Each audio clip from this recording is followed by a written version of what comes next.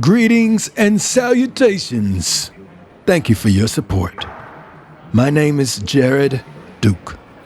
If you call me Jared Duke, you know of me, but not necessarily about me. I'm not offended by it at all.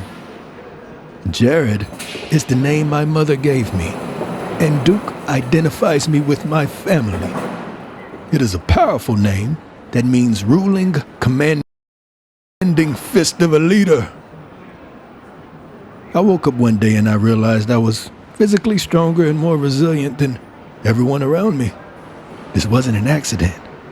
2 decades of training for strength, endurance, and belief were clearly the reason. Although I was raised as a Christian, I backslid into a life of sin during my teenage and young adult years. Radiating with arrogance, I believed that physical and mental were all I needed. I was wrong. This is not simply a book about lifting weights and pep talks. It's about lifting your life to new heights by placing Christ at the center of your strength journey. While I have accomplished several physical strength feats, my greatest achievements are undoubtedly through Christ, who strengthens me. I would not be alive today if it weren't for Jesus. Strength is a dying request, and it was granted to me in many forms.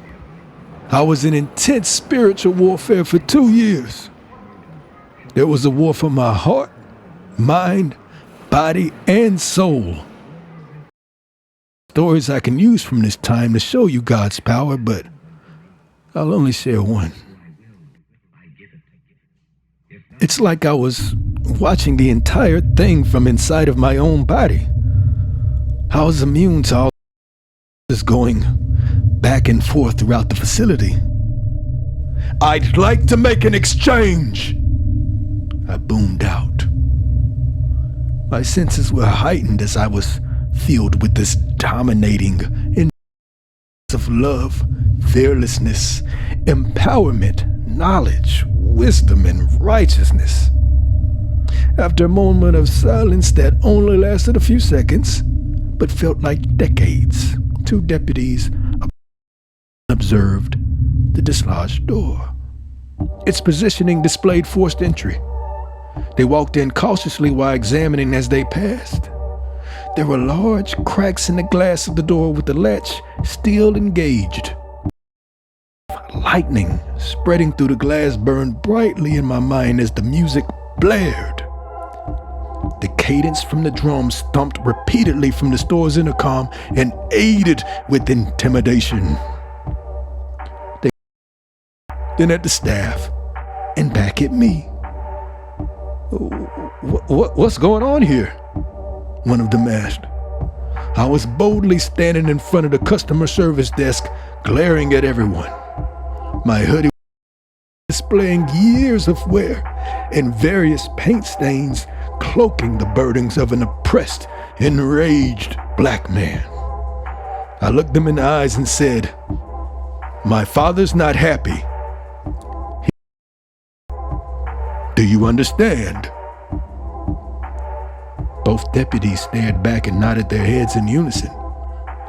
This was the 3rd time I had spoken that message. Every time it was said, the person had to nod their yes before speaking. After pausing, they responded, You can't just come in here like that." The 4 staff kept their distance as the music continued to thump, a terrifying demonic presence throughout the store.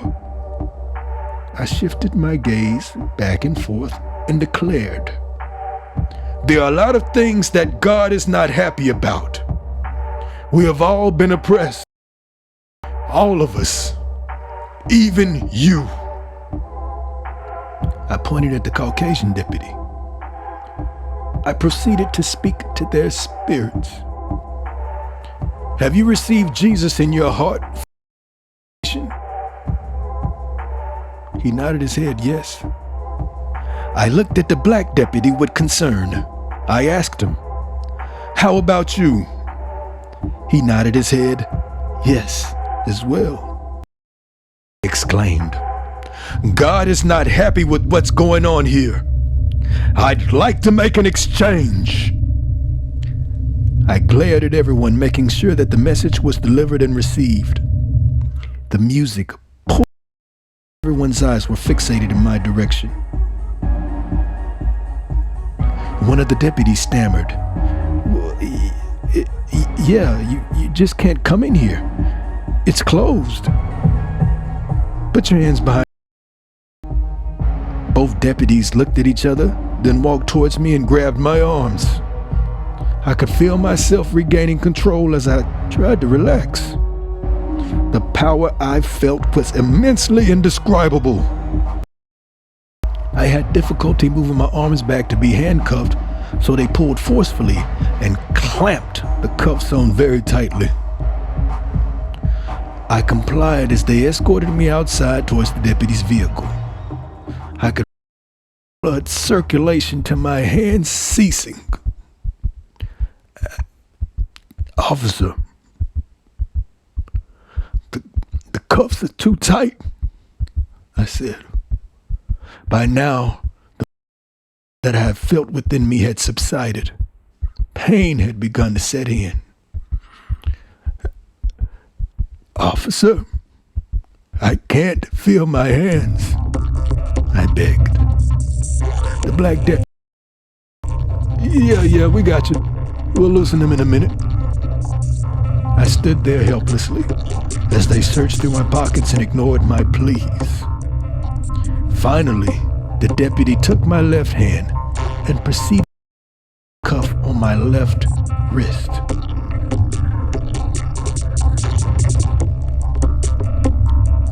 It felt like a razor piercing and cutting as it loosened. I winced in pain as I was placed in the back, locked in. With my hands behind my back, I could feel my wrist burning and bleeding, causing me to panic. I couldn't yell or scream for help because of the shock my body went into. Oh. I cried on the inside. I can't die here. I don't want to die here. You can't kill me. Jesus was already crucified for me. I don't want to die. God help me. Please. At that moment, amid panic, I began to drift off into I suddenly began to mumble to myself and inadvertently began pleading in an unknown language. With every unintelligible word, my breathing stabilized. I was serene. This overwhelming feeling of peace engulfed my being, and I began to utter the same phrase repeatedly.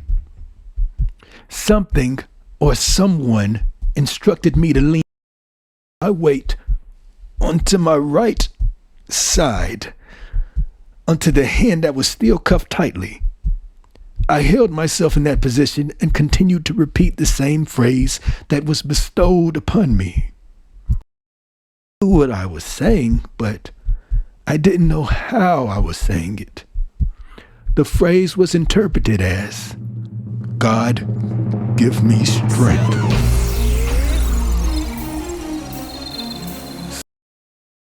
13 through 14, New Living Translation. Lord, have mercy on me. See how my enemies torment me. Snatch me back from the jaws. Save me so I can praise you publicly at Jerusalem's gates, so I can rejoice that you have rescued me. This book is a glimpse of the untapped power from receive. I dedicated my life to Christ, so this is a small thank you for what he has done for me. I feel obligated to testify how Christ has saved my life and begin to make me one of the strongest people